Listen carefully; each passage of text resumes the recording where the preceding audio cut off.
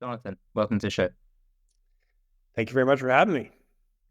For anybody who doesn't know, give summary of who you are and what your story is. I know there's a lot to cover, but if you could give like a Cliff Notes version. Oh man, that's hard to do. I mean, I feel like we'll talk about it like organically bit by bit. I mean, I'll start Yeah, out with I'm from Canada originally. Born and raised in Canada, but I'm coming to you from sunny Texas. Um, Been here for just over 5 years, going on 5 years. And yeah, I'm just a regular guy. I've been modeling for 15 years internationally. I've been a personal trainer for 14 years. I do some real estate investment, and I'm a big mental health and addiction and life advocate, just based on the stuff that I've been through personally. So that's just a quick introduction. Love playing hockey. Big into playing athletics. Hockey, being from Canada, played all my life. Still play 4 times a week. Yeah, that's me. you're leading an initiative to promote mental wellness. Can you talk about that a bit more specifically about what you're trying to address? Yeah, I think in general, people are talking more about it, more about mental health and mental wellness. And I'm just trying to do my part with the things that I've learned over the last 20 years of dealing with it and going from, being diagnosed 20 years ago with clinical depression and severe anxiety and panic disorder and self harm, things like that. And it just not being talked about back then to whereas now it's being talked about. And I'm at a place personally where I'm a lot more comfortable talking about, my goings on with it and what I've been through and some of the tools that I've learned. And yeah, just sharing. I've come to realize that vulnerability is power as opposed to thinking all these years that being vulnerable means that I was going to be weak and like judged and all this kind of stuff. And now I just don't care who, like, if somebody judges me, like, I could care less what people,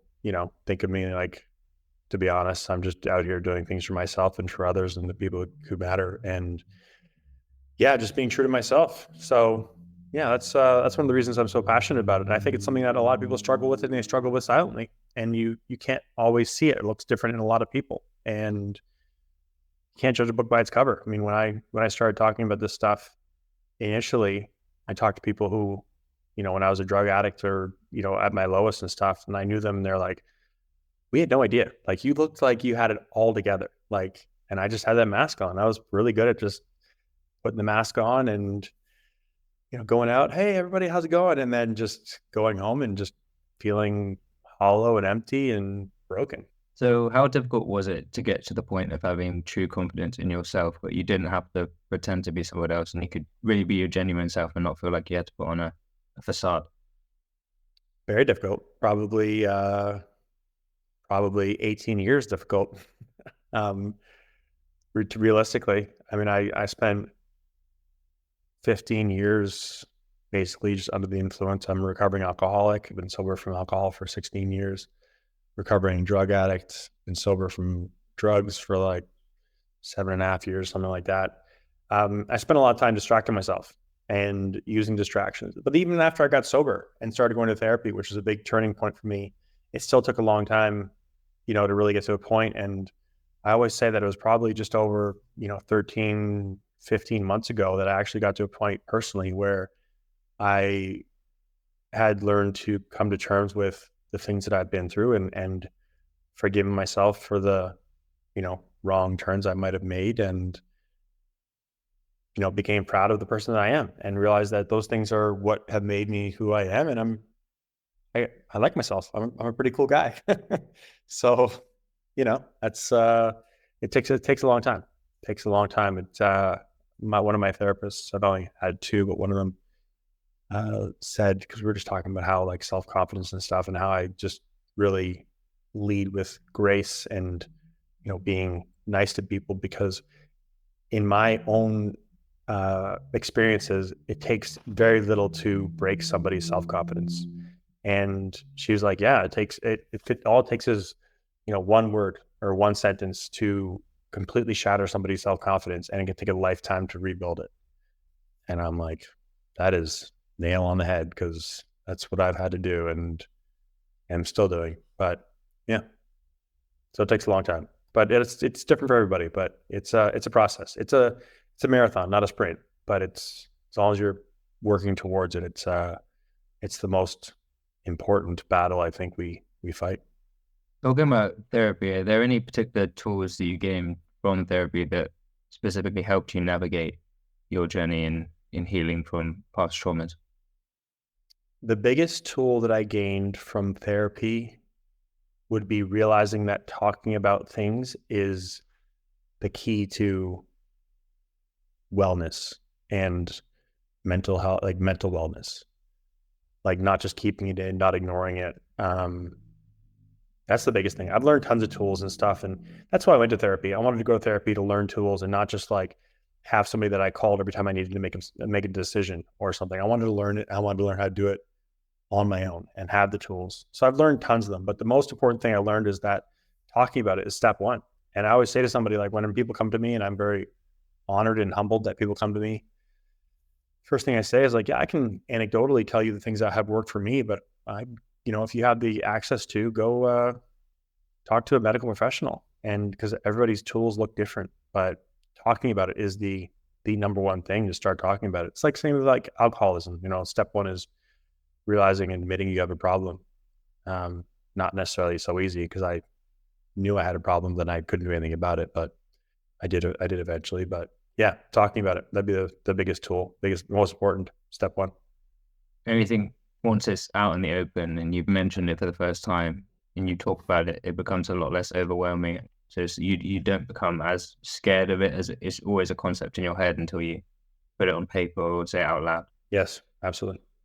So would you say that speaking about your feelings is the right way to get through difficulty? Because I've spoken to people before, and I think this is maybe a bit of a running trend recently, people saying that specifically for men, talking about feelings isn't the way to go about like harnessing them. Is the more masculine way of doing things, that talking is more of a feminine action, whereas men should use it to channel into some sort of purpose. Do you agree with that at all? Yes and no. I think we need to take the masculine and femininity out of it, like kind of stuff. Like I think it's a good thing to talk about, and I think that's one of the stigmas that's been going on for the longest time. That held me back for the longest time about talking about it. Is like, dude, you don't talk about that kind of stuff. You just push it down and get back to work. Like, but I think that the biggest thing for me was talking about it, and then I harnessed my work ethic from growing up at a farm and being an athlete, and I harnessed that into my mental health.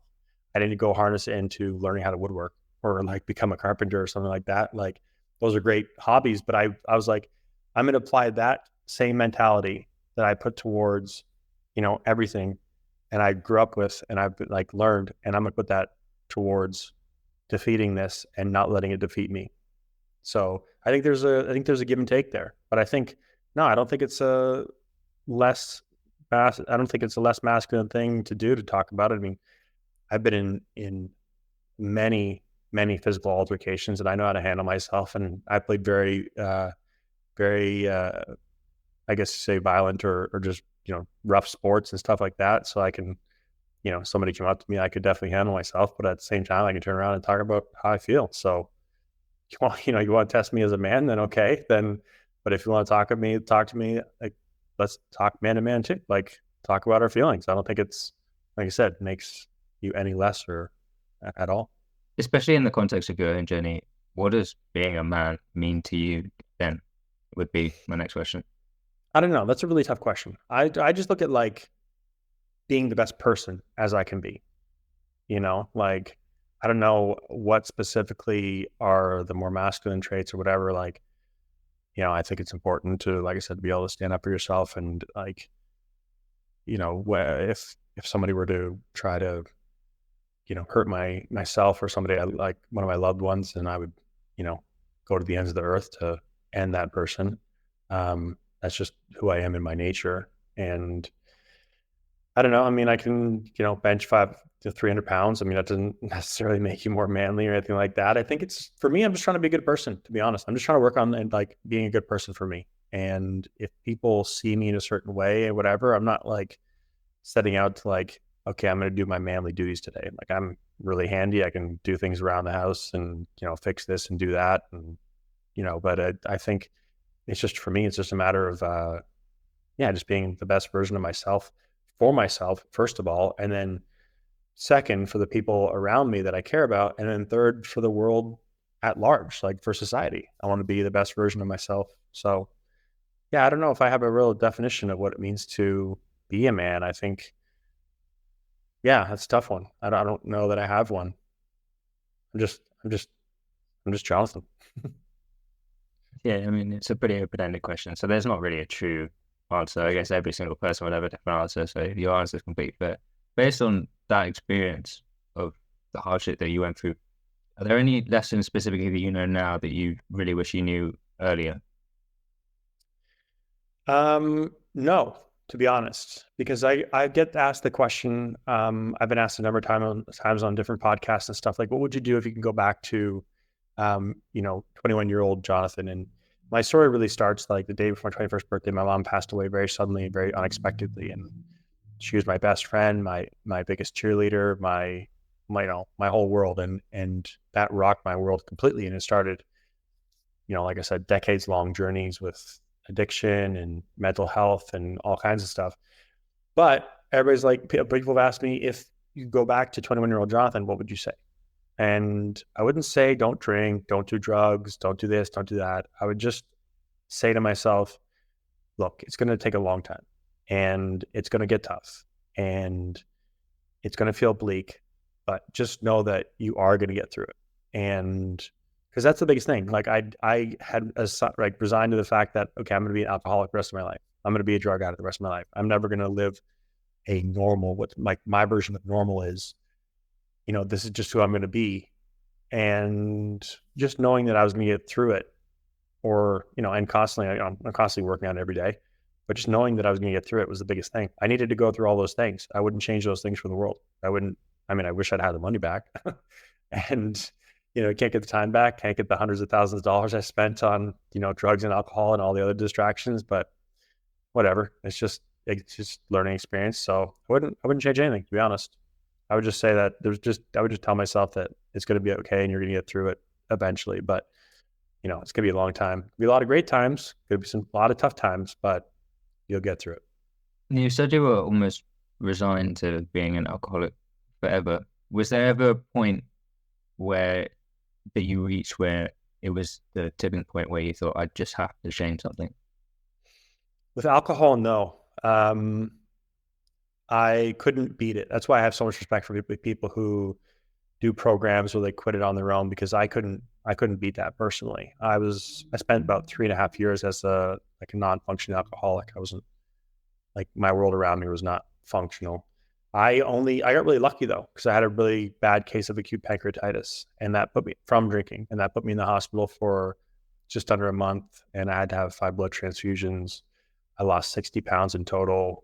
I almost died twice, and that's what stopped the drinking for me. And I'm so thankful, because like I said, I don't know how I was going to stop it. With drugs, yes, I hit tipping points with each substance where I was like, okay, I'm done with this one, I'm done with this one. And finally, like, I'm done altogether. I need to go and do something different. And for me, that was going to therapy. But for alcohol, no. And that's another thing too, with like rock bottoms, like as an addict and having talked to a lot of addicts, and I guess I'll speak for myself, is like, people are like, what's your rock bottom? And I'm like, dude, I've had dozens upon dozens of rock bottoms. And the final rock bottom that got me to like stop doing something probably was nowhere near as bad as the ones that I, dealt with along the way. Like, there isn't just for me at least, there wasn't just okay, this is the rock bottom. Like, I just got to a point where I was like, okay, enough is enough. But I had gone through so many times where I was like, this is easily a rock bottom. Like I said, they just add up. But yeah, like I said, I just got very lucky. I'm very thankful that I got pancreatitis to the extent that I did. It's not something you see in people who are 25 years old to that extent. The doctor told me that it's just not a thing. And I'm lucky, because I needed to be that serious for me to finally put that, to quit that. So I was speaking with a guy, Adam Gunton, and he's told me that 40% of addicts relapse in the first 30 days and 85% in the first year. So how could someone who's been through addiction maintain their sobriety even through difficult times further on in their life? That's a tough one. I've never relapsed personally. I think because I got to such down, laying in the hospital when you're 25 years old and just, barely being alive and, almost losing your life and stuff. That's a real sobering experience. Like, no pun intended, but that's a real, like, oh, I'm not invincible kind of experience. So, not to mention the pain I was going through and all that kind of stuff. And when I got out of that, I was like, this is from drinking. I'm never touching a drink again in my life. Like, I'm not putting alcohol to my lips. I'm like, I will never put myself in this position again. Of course, I then moved on to different addictions and different distractions. But like I said, each one kind of came to its own breaking point where I was like, this is just not for me anymore. And a friend of mine talked about, and it's whatever you believe in personally. And it's just like, just the universe is just telling you that, these things aren't for you. Like, it's just showing you, like, you start to have all these bad experiences with all these substances and stuff like that. Like, it's telling you. And I'm like, yeah, you're right. And, this isn't fun anymore. This isn't becoming a comfortable place where I can just forget about my feelings and just kind of numb out. It's just becoming, but I mean, having said that though, excuse me, once I got sober and started going to therapy, I had tons of trauma and tons of stuff that I hadn't dealt with for the last 15 years that came collapsing in on me. And I didn't have any substance to take me out of it anymore. So I could see how somebody would relapse. But for me, like I said, I just said, okay, this thing's either going to beat me or I'm going to beat it. And I'm not going to let it beat me. And it was extremely hard. But the further I get away from, the further, just the more my sobriety grows, or whatever I want to say, like, the less I'm inclined to. And I relish being in a state of, consciousness now, whereas I was always trying to alter my state of consciousness by any means necessary, with alcohol, drugs, whatever, food. Like, I was always trying to alter my state of consciousness. Now I really like waking up clear-headed and being clear-headed all day. I don't even drink caffeine. Like, I used to drink way too much caffeine because I just don't, that's just me personally, because I don't want anything that's going to, like, take me away from just my baseline. Like, this is how I feel. Sometimes it's like, I feel great. Sometimes I don't feel so great, but this is what life is all about. So yeah, it's different for everybody. And I can sympathize with those people who do relapse and who do have, regressions and go back to it, because it is hard, because everything gets really real, really quick. So I can see how that would happen, but I don't know if I have any. My mentality was, this isn't going to beat me. I'm going to beat it. Just the same way, like I said, growing up on the farm, it's like, it's beautiful summer day and all my friends are at their cottage, and we've got to go out for 3 days in a row and do 14 hours each day of bringing hay in. It's like, okay, that's what we got to do. I'm 12 years old. It's like, okay, who cares? This is what we have to do. It's the work to be done. So that's just my mentality. And that's just, I finally, like, channeled back into that kind of mentality. I always had it there, but it was like getting further and further away, but pulled back. And I was like, yeah, I got this. The way I saw addiction framed, I saw an analogy that said it's like putting a rat in a maze. So when you put a rat in a maze, and it can't find the exit, and after a while it'll just start digging a hole downwards, and that's the equivalent of addiction. It's temporary relief, but it's ultimately you're setting yourself a trap of never ever being able to escape the maze. Yep, that's very well put. It's very true. So whilst you were in hospital, did you end up having feelings of shame and guilt, and how did you gain self-acceptance towards your own recovery after that situation? Yeah, I mean, I think I felt worse leading up to it, because I was, being an alcoholic, you're jeopardizing your relationships with your family and with with my girlfriends and with my friends and, my work and my sports. I was like professional lacrosse player. So that was everything else was, I was feeling that stuff already. And, like, being in there was almost a sense of relief once I found out that it was like, what it was from. And like, like I said, I really took the reason why I was in there to heart and said that, you know, this is from drinking. I'm never going to put myself in this situation again for drinking. I'm not going to have another sip of alcohol. But yeah, it wasn't so much that. It was the moments leading up to. It was all the years leading up to that. Same with the drugs. All the years leading up to it, where I felt the most shame because I was not reliable, not being the person that I am, like not being the person of my word. I was, causing more struggle in my life. I was being miserable. Misery loves company, and all that kind of stuff. Like when I was going through my addictions, and I felt the most shame, I guess, or stress and stuff like that.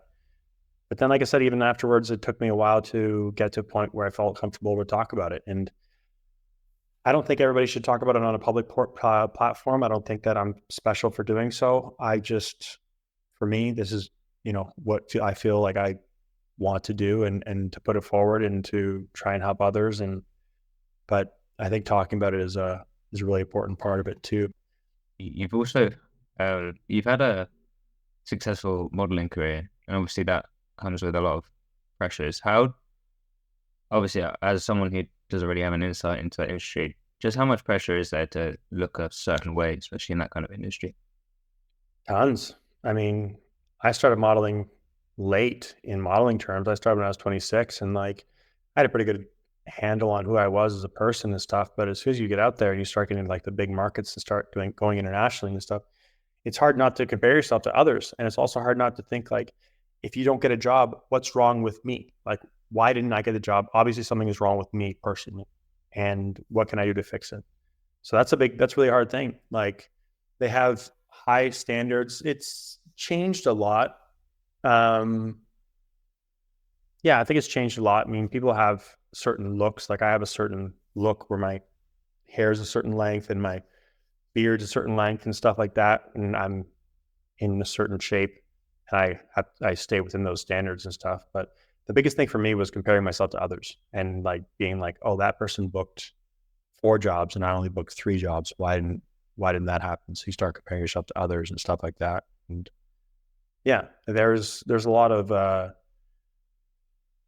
mean, there's the whole part, like I said, of where you have to like stay on top of your stuff, and that's just like anything else. Like you have to do your job. Like you have to show up every day and punch the clock, and do your job, or else, and do the work in between getting promotions, and in order to not get fired. So that's the way I look at it. But there is a lot of that for sure. Suffered with body dysmorphia and eating disorders as well, which are often associated more with women in the sense that that's the area in which they get talked about a lot more. Would you think that men having these kind of issues isn't talked about enough, considering how much pressure there is on, I think, a lot of men growing up these days to look a certain way, especially with social media and reality TV shows? Totally. No, I think it absolutely is. That's one of the reasons I want to talk about it. I thought I've never talked about it publicly, but like, and again, it's like, can't judge a book by its cover. But it was like you said, it was that body dysmorphia and that like comparing myself to others, and also like needing a escape from like thinking about trauma and my feelings, that led me to be bulimic. And I always say that I was like a functioning bulimic, whereas like I would eat, my healthy 3 square meals a day, like, no problem, take my vitamins, stuff like that. It wasn't until like the end of the day where I was like alone with my feelings, where I would like just go get like $100 worth of junk food and just like, eat it and whatever. And I think it's much more prevalent with men than I think that people are, well, I know than people are willing to talk about. So I've seen it myself, and I've, heard from a lot of people, and it's not a male female thing. It's like you said, now it's very much a societal thing where, especially at younger ages, people we're so inundated with like all of these beautiful people and all these like perfectly in shape people and all these like edited photos and all that kind of stuff. Whereas like before it was a bit more isolated and stuff. And like, we'd be around that all the time in the modeling industry, where, my coworkers and, girls I was around, that kind of stuff, all looked a certain way. But, you open up your thing on Instagram and you're like, oh, everybody's in great shape, in better shape than me. It's like, well, no, that's not the case. And it's not a competition anyway. True fitness is a competition, is only a competition with yourself. It's being better than you were the day before. But yeah, I think it's something you need to talk about more. Something that needs to because like you said, I'm a manly guy. Like, you know, I'm, and I think it's just something that I'm not ashamed of, but I think it's something that needs to be talked about more because yeah, so what? I dealt with it. And it's, again, it's something I had to go through and something that I wouldn't take back. And yeah, it's part of my story. So, how can we encourage more open discussions about men's body image issues and eating disorders to break down this stigma, especially towards men who feel embarrassed to open up about this kind of thing? I'm just trying to do it by doing my part and talking about it from my perspective.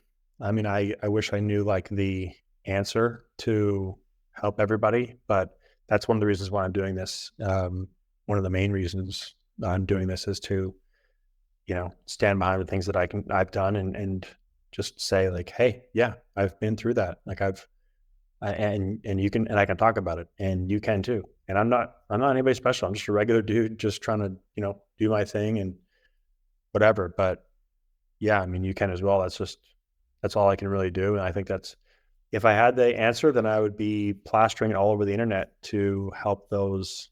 But I'm just, like I said, I'm just trying to spread my word and talk about my things that I've been through personally to try and help maybe inspire or motivate somebody to, open up about theirs or just know that there's somebody else who's going through it. And that's a big thing too. Like when you're going through this stuff, you think I'm alone. Like when it was like early days in my depression and anxiety, it wasn't talked about. And I was like, oh, I'm just going crazy. Nobody's ever felt this way. I'm alone. Same thing with the drugs, same thing with the alcohol. It's so very, like for me, it's very insular. And knowing and seeing people out there who, like you can't put a face on, but most people when I first started talking about this, like, we had no idea. You look like you've never seen a hard day in your life. Like, you look like you came out of the womb with abs from like here to there. Like, and it's not the case. And like I said, all I can do is really just talk about it myself to try and help and motivate and it helps me a lot too. I mean, that's my number one thing for doing this is to help myself. Like, and not in a, I guess in a selfish way. It's cathartic. It's a form of therapy for me to be able to. The more I talk about this, the more I'm okay with it. Now, the first time I went on a podcast and talked about it, I was terrified, absolutely terrified. The first time I posted anything on Instagram, I was completely terrified because I thought everybody's gonna look at me differently, but they didn't. It was quite the opposite. People were like coming up, like saying, "Hey, that's awesome!" I know somebody who needs to hear this right now, or whatever. So I don't know. I'm just doing my part, and I hope that people can do that and can talk more about it. In terms of the Instagram sphere, the idealized images of bodies on the internet, how can somebody navigate the kind of images they see online? Because obviously people still want to post photos of themselves that they like, obviously, and if they look good without a shirt on or something, people are still going to post that regardless. And you could argue it's inspiring. So how can we promote that kind of content to be more healthy representation? I mean, I'm guilty of that too, right? Like I'm a model, so I have a lot of pictures where I'm out there, and I've worked really hard too, but I'm also very prevalent with like my before and afters and what I've been through and stuff like that. I would say that personally, like, and I've done this myself, unfollow anybody who makes you feel bad about yourself. Whether it's the things they're talking about, whether it's, seeing them in that kind of like, oh, why don't I look like that kind of way? Because that's your safe space. Like you like follow people that inspire you, motivate you. Um, I don't see, I'm saying things, I don't need to follow these kids who are 29 years old driving Rolls Royces and Ferraris and stuff. And I'm like, why don't I have a Rolls Royce and Ferrari? I'm like, well, I don't need to follow that. I don't need to see that. Like, I mean, great for them. Like, by all means, like, I wish everybody the best. And I'm like, hey, that's awesome for them. But, I don't need to I don't need to have that mindset of why them and not me. So I would say that's the biggest thing is, we have the ability to set our own algorithms and by the stuff that we look at and the stuff that people we follow and stuff like, and be careful of why you're following somebody. Like, are you following somebody just because you can get some really good advice for them or get some motivation or whatever, or does it make you feel the opposite way? And just, I learned that the hard way. I don't, I've, yeah, I follow mostly people that I know, and then some other people who are inspiring, and some whatever. Everybody's different, but that's one thing I would say is just navigate that and be careful of that creeping in there. Yeah, it's kind of difficult to explain, especially when I speak to younger people who will see someone with a Ferrari in Dubai with, the classic Instagram post, like, I'm rich from, and they'll say like that one specific course that only they sell, and this is why I'm Mm-hmm. rich. And the young people are like, exactly what this guy says. I'm like, you need to adapt. It's hard sometimes that they're selling a course they're selling a lifestyle to sell another thing. So the car's probably rented. They're probably in Dubai for a week and show all their content in one time. Like it's difficult to see it past the facade unless you already know that that's the case. So I guess it's demystifying how social media works these days. Very much. And I think like the big thing too is like I want to be as authentic as possible with my social media. I'm also it's a weird thing because I'm a very private person, but I've had to kind of come out of my shell. But I always say like you have these travel influencers and all these like luxury influencers, and I like, yeah, take a picture with your Chanel purse, but take a picture of you crying in the bathtub when you open up your credit card statement because you just maxed it out. You know what I mean? Like show the real with the whatever. And like you said, not all that glitters is gold. Most of the stuff you see, and it's like, like you said, they're renting a Ferrari in Miami Beach and flexing on that and stuff, and just keeping perspective. But it's a harder thing to do, like for younger people especially, and I mean adults, just all for society in general, because it's just why don't I, like, why them and not me kind of thing. And yeah, I think you made a really good point. You got to really like keep that in mind. As a model, the industry obviously glorifies certain body types, and we've had incidents like Victoria's Secret when they rolled out a lot of plus size models and then rolled back when they realized the uptake wasn't there. So how, like, I think there's a problem there that I'm not sure what the solution is. I'm not sure you do too, but what do you think about this push towards more healthy body standards, but maybe going too far the other way? I think it's exactly what you said. And my biggest thing is healthy. Like the same way that in the like mid 2000s, they stopped working with and booking models who were obviously anorexic and going through problems like stick fit. They stopped working with them because they were slowly killing themselves. And they were glorifying that by putting them in high fashion and stuff like that. And I think that was a great thing to do because I think it saved a lot of people's lives, and it was an unreal body standard. But I think the most important thing is, and I'll be careful with this because it's a touchy subject, but I think healthy, and healthy looks so different to so many people. It's not a certain size, it's not a certain shape, it's not a certain anything, but you know, it's not glorifying unhealthy. I think I'd say that like let's and yeah, like real. Like I love the whole like showing real people. And like I said, real healthy people who don't have abs and who don't like, just, yeah, that's great. Like that's fantastic. But I don't think that glorifying unhealthy on either side of the spectrum is a good thing because, well, I mean, health is the most important thing we have. It's our own personal health, and health is a very, personal thing. And like I said, people are very easily influenced and stuff like that. But I think, I think, like you said, healthy, and that's the key word. And to know that health comes in all shapes and sizes, and I love that about like what's going on nowadays. And people don't have to fit into a certain standard. And when I started, it was like girls and guys had to be certain height between this and this height, and sizes this and this size and stuff. And that was to the letter. Like if you were, it was there was no in between. There was no wiggle room. It's like you either fit the standard or you didn't.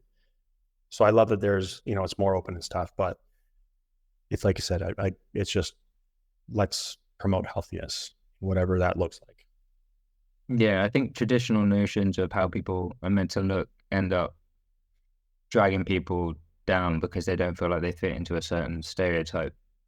But one thing I saw recently was the evolution of kids' toys, and I thought this was quite interesting, especially how young people are when they look at these kind of toys. Obviously, there's always been a thing about Barbie dolls and looking unrealistic for young girls, but there was a thing of the progression of Batman toys, and they had the first one from I think around the 70s, and it was a big guy, but it wasn't like ripped, Yeah. and it had like a flat stomach, like kind of wide shoulders, and then they compared it to one now, and the guy is basically the toy is like a man mountain, has like abs Yeah. through the suit. And do you think that's a problem too? I mean, again, could it just be aspirational, or is it more concerning to have children's toys be set at such a high bar at such a young age where they think, God, why don't I look like that? And they're literally like 10 years old. I don't know. It's a tough one, right? Because these are like cartoonized or like caricatures of these characters, where yeah, like it is over exaggerated and it is all those things. But I can see it from a perspective you're saying too, is where it's like it's another form of putting in that kind of a, you know, I need to look like this kind of a thing. I don't know. That's a good question. I don't think that I have an answer for that, because I definitely see what you're talking about, and I definitely like, but at the same time, you see these people and these characters and stuff. And like I said, they are just so cartoonized and so overdone. And like, for me, it was He-Man. And like when I was young, and G.I. Joe and all that kind of stuff, and like Real American Hero. And I was up in Canada. I was like, where's America? But either way, it was, they were so overdone and stuff. But yeah, it's a good question. I think kids are more influenced by society and social media, um, because those are real people. Those are real people that they can see, and they can see them with their, on their 18th birthday getting 2 Ferraris, like, that kind of stuff. And I think that's a bigger issue. But I don't know. That's a good question. That's interesting. I hadn't thought about that. But that's a very interesting, interesting question. And that's curious. I like that. Speaking of superheroes, one thing I have a particular distaste for, which is, I know there's a lot of discussion in health spaces about like natural or not, and people are like, it's a stupid discussion. Does it really matter if someone's taking something this choice? And I completely agree with that. I think my problem lies with mainly like celebrities who, I'm not going to say any particular names, but ones who will be saying, oh, on their interviews on TV, I just ate a load of chicken and broccoli. And then my problem is then they'll sell a thing, which is like, if you do this workout from my app, that's how I got ripped, plus chicken and broccoli. And I'm like, it's just disingenuous, especially to the 16-year-old me. Jet definitely was looking at ex actors thing going, God, I want to look like that. And then I do their routine and pay a stupid amount of money and then don't look like that. I'm just sat there, so what did I do wrong then? So I think that for me is probably, it just turns out to be a lot of superhero actors, to be fair. I think they get this like regime of from regular person to absolute crazy looking body, but I don't appreciate the capitalization on naive people. Yeah, it's absolutely right. It's fraudulent, I guess. And yeah, I personally have never put anything illegal in my body, because I know that there's a consequence and repercussion to anything that you do. And because of like having pancreatitis, and again, I'm not holier than thou. I think everybody can do what they want with their own body, with their own bodies, and by all means, do as you please.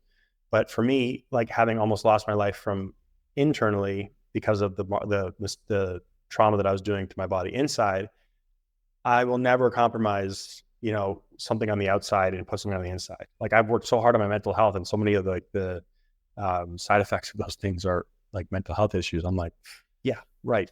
But you're right. I mean, it's like, oh yeah, I put on 60 pounds of muscle in 6 months, just eating, chicken breast and sweet potatoes. And like, what?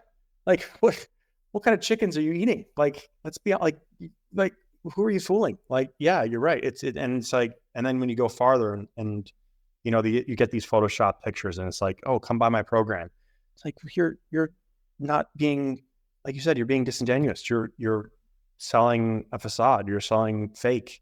And it's like, yeah, I mean, sign up for an Adobe Photoshop program before you sign up for these people's body fitness like programs. So yeah, I think it's definitely a thing. And like I said, anybody can do as they want with their bodies as they please, like by all means. But I mean, come on now, like we know, but a lot of people don't know. Like you said, the young naive people don't know, and these things that have lifelong consequences. I see people all the time. I just got back from the gym right before this, and I see people who start out as natural and they switch over, and the moment you start, your body and your hormones and everything will never be the same.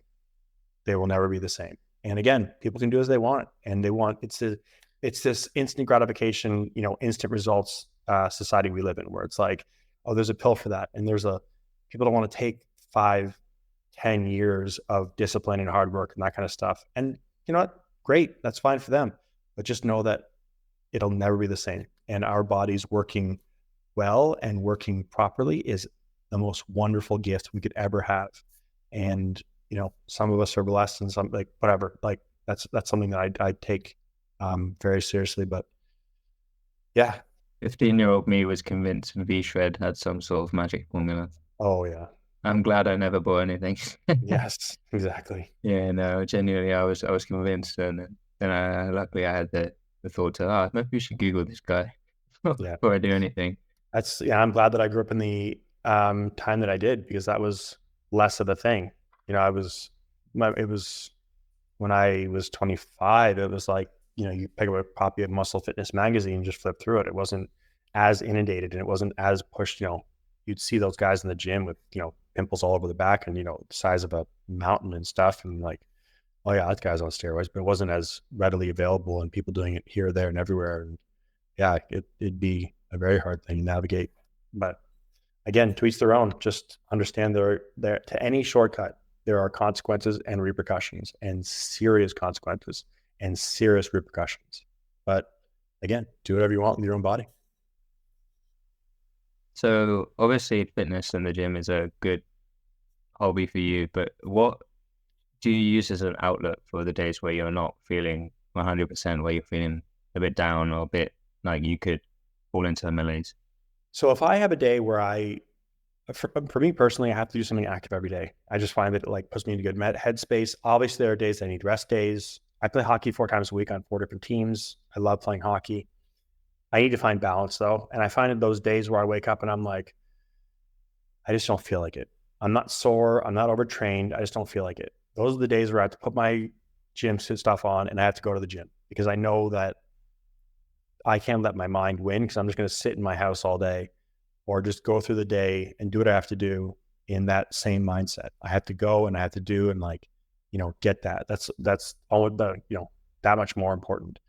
But for me, it's great to have another hobby that's a physical hobby, like playing hockey, where I get to go, 4 times a week and see my friends, and the competitive aspect of it and the camaraderie of it, and doing something that I love, and, just change of scenery for that as well. It's a big part of like keeping my head clear, but then also recognizing that, you do need days where you can take time off and stuff. And that's where it's, great to have my little dog over here, where we can just, go for a walk and just, do something active. It doesn't have to be crazy active where you're, running 1,000 stairs or something like that, or going to the gym. Like, there's some times where it's, I do something active, but it's very, it's a chill kind of active, or just spend some time stretching. But yeah, I think just finding whatever lights that fire in you. But also, like, don't be too hard on yourself, but don't be too easy on yourself. Find that balance. Whereas, like, don't make too many excuses for yourself. Like, oh, well, I went to the gym 2 days ago, I worked really hard and stuff like that. But also, don't be too hard on yourself, where it's like, I've got to do this. And for years, I went to the gym every single day. I didn't care if I was sore. I would take aspirin. If I didn't have energy, I would take massive scoops of pre-workout. And now that's one of the reasons I don't do caffeine or anything like that, or any stimulants, because I want to know how my body feels. But also, sometimes it's that mental thing where I need to get out. And like I said, I have to beat that malaise and that mental little funk, whatever it is, and always feel better for doing it. I think everybody needs a third place. And I saw a thing recently about the decline in the third place in our society. So everyone has the first place, which is the home, the second place, which is the workplace. And then traditionally people had a third place, whether that be like a bar, a cafe, like a men's club, something like that, where there was like third outlet that was away from their home and work. And it was generally argued that it's really important for a civic society, a civil society, where people have a sense of place. I think a lot of these third places are being replaced by digital third places. So a lot of Oh yeah. people my age, their third place is Instagram. If you look at their screen time, I'll say like 7 hours on it. And how dangerous do you think replacing an actual place of community like a gym, like a bar or a church or something like that is being replaced by a social media platform that could be an echo chamber or could be perpetuating bad stereotypes and things like that? It's incredibly important to be careful of that. Like you said, it could be an chamber, it could be promoting negative stereotypes, it can be doing all that kind of things, but it also is taking away the human connection. You might think that you're connected when you're sitting here and you're scrolling through your friend's feed and you're liking their stuff or you're, texting away and stuff, but you're not having that our, our human connection that we're supposed to have. I was just talking to a girl at the gym like about this and how it's, nice to just walk up to somebody and be like, hey, she's really good at stretching. Like she's got incredible flexibility. I'm like, dude, that's really impressive. Like, and just talk to her. Just, I wasn't trying to, anything. It was just a nice conversation. And we just got on the topic of that and talking about that. And it's just like a nice, just genuine interaction. And we are missing out on that part of it where, I see a lot of younger people who have a harder time in social situations because they're taking themselves out of social situations. So when they are, they're not in front of the video games, they're not in front of, their phone screen, they're in front of people. It's a very uncomfortable, very, scary place to be. And that's a really important thing for me, I think, is having that and finding something that does that and whatever it is whatever gets you out of, like you said, because I'm guilty of it too. I mean, I sit here and I'm just like, and I'm, goofing around on my phone and I look over and my dog's been staring at me for like 15 minutes. I'm like, yikes, I gotta put this thing down. Let me go take it for a walk. Like, so I get it, but I think it's extremely important. And it's in that companionship, that ability to have a conversation, the art of having a conversation, is being lost. And I think it's something that we have to really actively work hard on keeping and practicing and yeah, like doing. It's crazy how social media and things like other online things like video games kind of replace the third place by almost simulating, but not quite reaching the level of what. So in Instagram, you could DM someone, so you're kind of getting a close to a conversation, but you're replying 3 hours apart, so it's not quite there. Or on a video game, you're like playing the game, but you're also on a call with the person. So you think you're almost simulating that feeling of having a third place when you don't.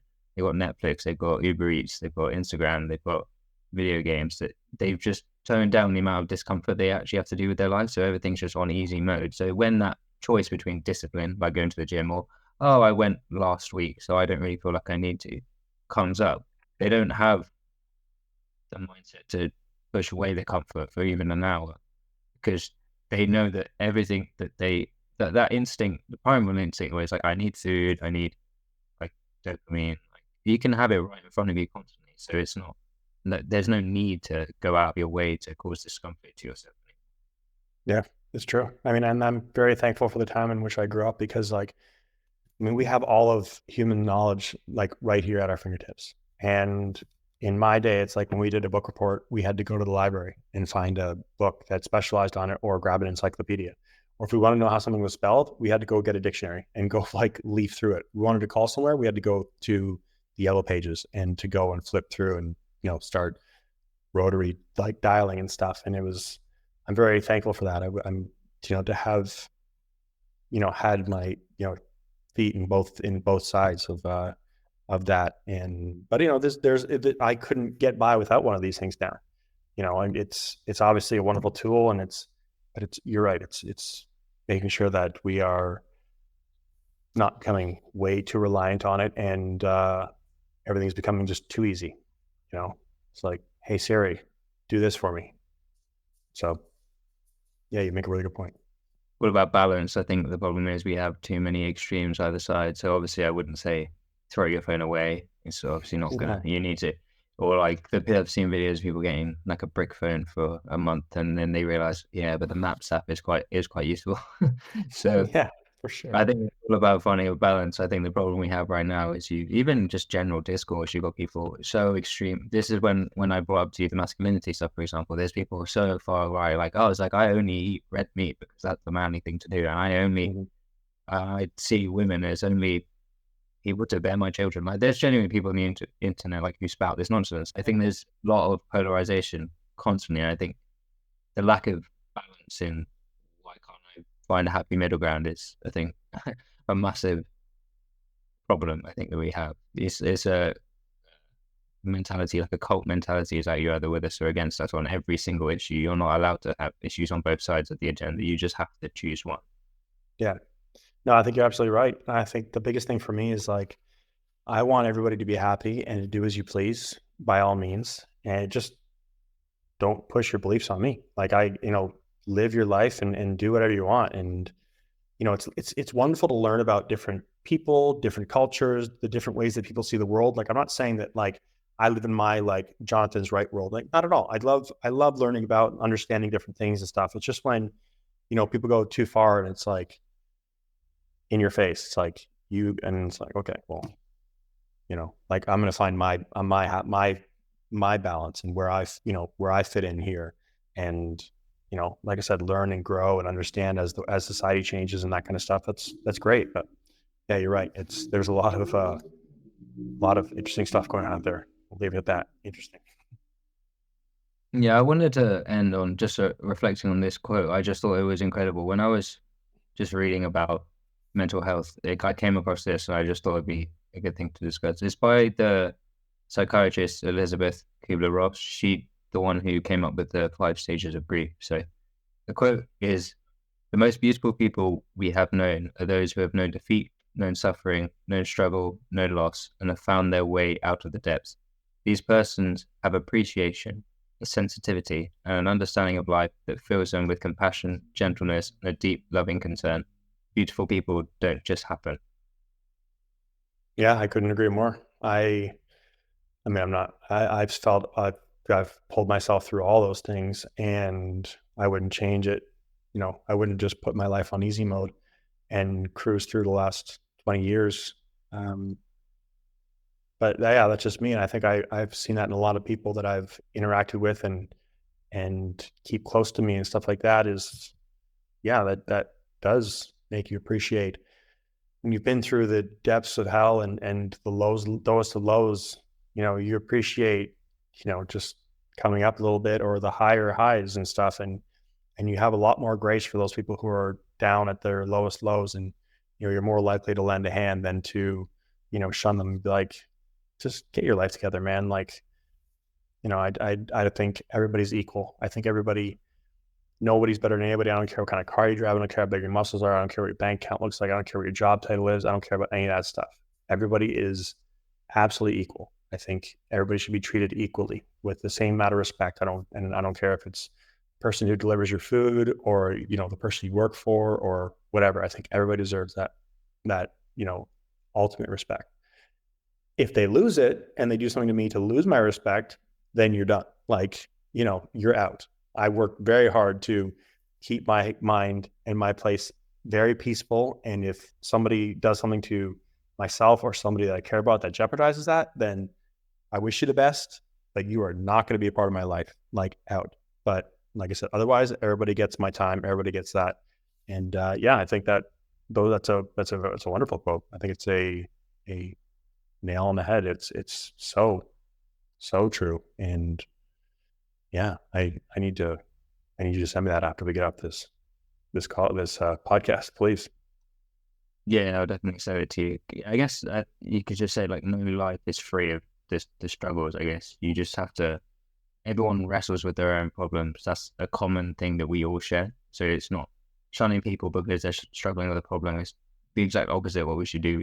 You should find the thing that links people, not drives them apart. And as long as that problem is a impetus for growth rather than something that drags you down, is the important thing. It's so true. And you can't quantify problems. Like you can't look at somebody and be like, oh, you think you're having a bad day? Well, I've been through this, this, and this. What is trauma and, a problem that somebody's going through? That's that's relevant for them. Like you can't quantify that. And I don't like when people are like, they try and one up and stuff. And it's like, oh, well, you haven't been through anything, that kind of, like, I think it's really important to understand that, like, people are going through stuff, like you said, and it's all different kind of stuff. But if you feel it and it makes you feel the same way, it's just as important. And, they deserve, the same help and the same understanding and the same respect and the same, reverence and all that kind of stuff that anybody does, and not like quantifying it or qualifying it, or, that kind of thing. If someone's listening right now and they're struggling with their mental health and they're not sure where to turn or what to do, what is the piece of advice you would give them? The one thing that would hopefully light that spark under them to find someone or make a change. I would say the first thing you do is go reach out to a mental health professional if you have access to. And I understand that not everybody has access to a mental health professional. And if you do, then to do that. And then the next thing you should do would be to talk to somebody and to, really look at, like we just talked about with regards to social media, look at what you're allowing into your safe space, into our minds and stuff. Like, what are you are you allowing in there, and what's making you feel a certain way, positive or negative, and make sure you're regulating that. But talk, man, talk about it. Talk to, whatever. Just, I think that's the first thing, is talking about it, because talking about it and realizing that, you're not, and I love what you're doing with your platform. I'm going to be starting my own podcast soon as well. Like, listening to things like this where you can hear other people who have been through stuff, and you're like, oh, I'm not the only person, and I'm not crazy, and I'm not stuck and going to be like this for the rest of my life. I think it's important too. But yeah, first step is talking and reaching out, and whatever that looks like. I get lots of DMs from people, and I'm, really grateful and appreciative of that. And I'm happy to learn from other people and share some of the stuff that I have. But yeah, talk to whoever is around you, whoever you feel comfortable with. If you said, like I said, if you have a medical professional you can talk to, then just start. Where can people find you if they want more of you?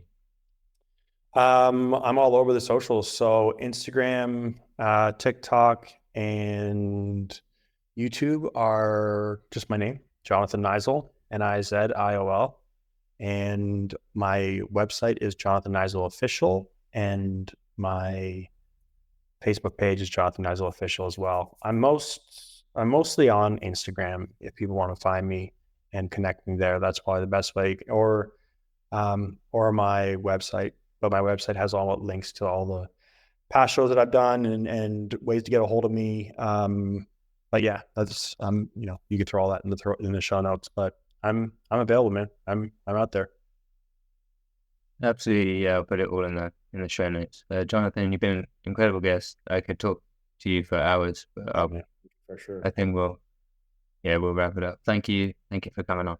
Thanks very much. I appreciate it. It was a great conversation. Like I said, we could just go on for hours and hours. So that's nice when you have that connection with somebody, and just a very nice organic conversation. So yeah, I appreciate it.